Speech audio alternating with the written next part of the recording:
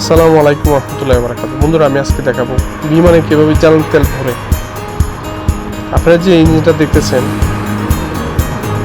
এই ইঞ্জিনের মাধ্যমে বিমানে জেট অয়েল সরবরাহ করে থাকে। বিমানে পাখার মধ্যে মূলত জেট অয়েল রাখা হয়, আর কতটুকু পরিমাণ রাখা হয় সেটা নির্ধারিত বিমানের ক্যাপাসিটির উপর। এয়ারবাসের ক্ষেত্রে 24,000 লিটার 2 থেকে 4 ঘন্টা যেটার মাধ্যমে উড়াল দেওয়া সম্ভব।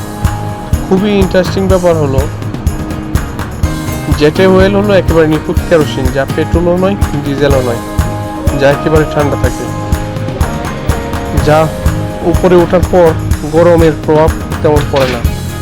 মূলত এই তেলগুলো নিচ থেকে আগে ট্যাঙ্কারে লোড করা থাকে, যা পরবর্তী সময়ে মেশিনের মাধ্যমে